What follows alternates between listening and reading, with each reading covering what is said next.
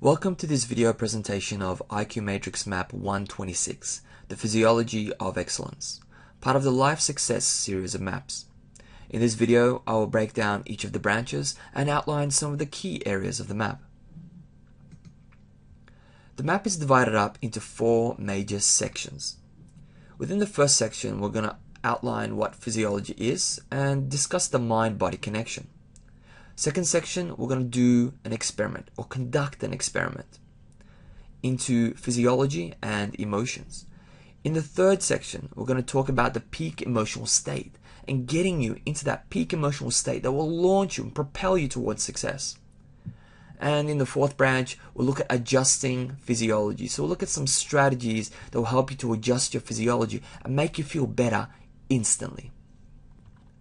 So what is physiology? Well, the definition of physiology, it basically refers to our movement, our gestures, our posture, our eyes, where are they focused on? What are we gazing at? Also our breathing. How do we breathe? Shallow, deep? Our muscle tension, our facial expressions, the position of our limbs, and how we move them. Also the alignment of the spine and head. All of these things I'm referring to when I discuss physiology.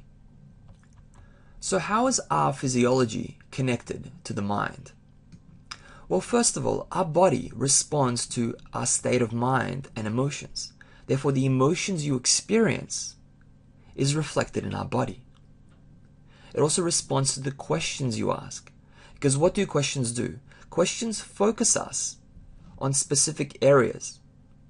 And the questions we ask can either make us feel good or make us feel bad. Also, the words we speak influence our body. So in essence, the body mirrors our thoughts, our feelings, and our mood. So if our body is influenced by the mind, wouldn't it make sense that the mind is also influenced by the body? Well, this is true as well. The mind actually reflects our physiological movement. It responds to the speed of our movement. It responds to our level of tension. It responds to our rate of breathing and responds to our attention and focus. So what we focus and attend to influences the mind in a miraculous way. Now, before we move on to specific suggestions on how to adjust your body, adjust your physiology in order to improve your emotional state, let's jump into a physiological experiment. I've outlined this experiment on the blog within the blog article for this video. So I won't go into much detail here. I'll just list down everything that's relevant for us to understand. Now, I'm going to discuss two emotions, the emotion of confidence and the emotion of depression.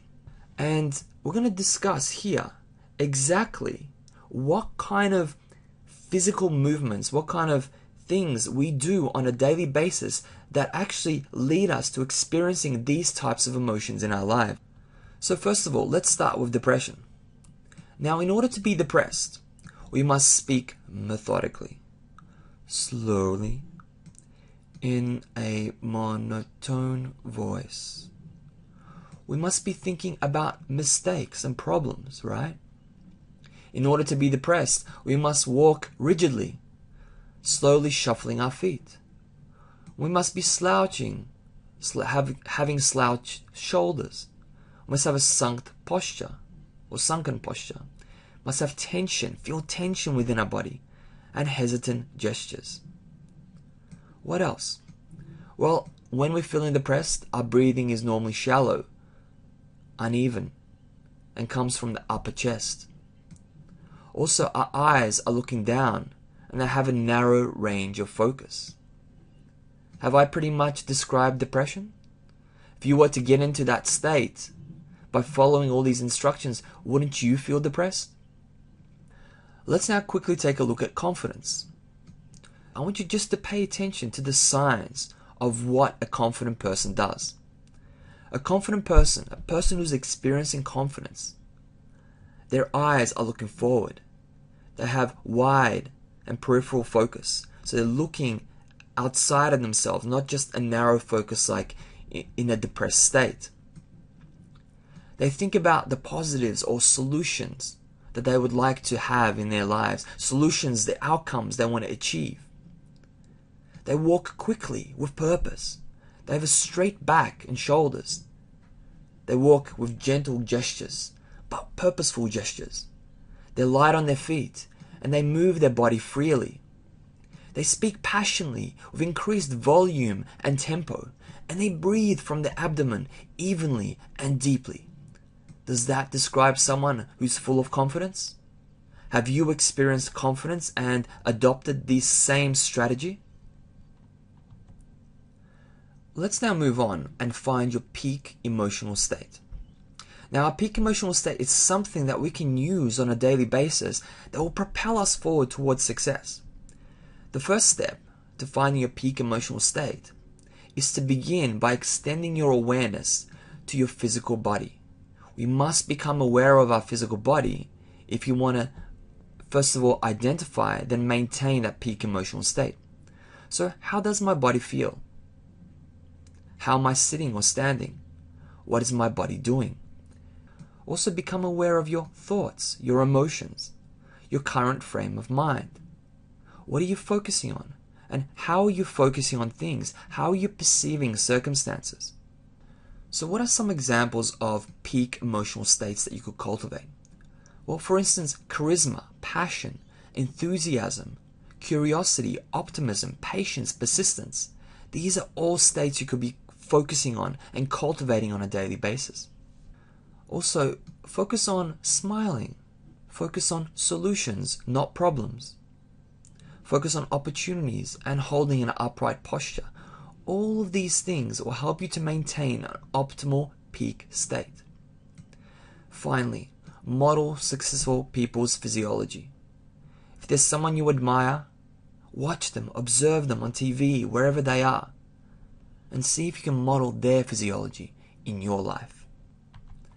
Finally, let's look at how we can adjust our physiology accordingly to experience powerful emotions throughout the day. First of all, I want to look at the physiological recipe. Your physiological recipe. When we went through that experiment before, you noticed that depression, the state of depression, and the state of confidence had a specific physiological recipe, standard structure, that if followed step by step, we would actually experience that emotion. Well, here we want to build a physiological recipe that will help you to develop powerful emotions. Step 1. Select a state that's important to success. So what is a state for you that's important to achieving success? Is that creativity? Is it confidence, like we discussed before? Is it motivation? Is it passion? Is it enthusiasm, like this guy here is really enthusiastic? Once you've selected that state, identify a time you experienced this state. So dig back into your past and identify a specific time you experienced this state. Really think about it. Think about that time and put yourself in that situation. As you do this, step 3, adjust your physiology, acting as if you're experiencing this exact state. You might find it helpful to ask yourself the following questions. What am I thinking about? What am I focusing on? How am I focusing on things? How does this affect my physiology? Once you have these questions and you've answered them, note down the recipe on paper, your physiological recipe, just like we did within that experiment, the physiological experiment. Number 4, practice the new state until a habit is formed. You might also find it helpful to anchor the new state to a part of your body. I write more about anchoring within the blog post and provide you some great resources as well. So how else, now that you have your recipe, how else could we adjust our physiology to make ourselves feel powerful, empowering emotions, or at least to get ourselves out of a slump? So for instance, if you're feeling a negative emotion, you can experience more powerful emotions by dancing, by maybe breathing deeply. Or how about hitting a punching bag? Or taking a warm bath or shower, or maybe even going out for a walk, get some fresh air. Or how about listening to energizing music or doing exercise? Don't you think that these suggestions, these ideas will help you break out of a funk? Finally, as we previously discussed, a state of confidence is a powerful and empowering emotion and can help you to achieve great things in your life. So I want to leave you with these questions to ask yourself about confidence. How would I move if I was full of confidence? How would I sit if I was full of confidence? How would I breathe if I was full of confidence? How would I look if I was full of confidence? What gestures would I make if I was full of confidence? The answers to these questions will help you to build your physiological recipe for confidence. Use it, apply it, and turn your dreams into reality. That concludes the overview of this IQ matrix. Thank you for watching this video. I hope this map can be used as an effective reference tool to help you achieve your goals and objectives. Please visit the IQ Matrix blog to read a comprehensive description of each branch of this IQ Matrix map. The map is also available as a high-resolution PDF download and as a laminated poster from the IQ Matrix website. Please visit iqmatrix.com for more information or click the link below this video.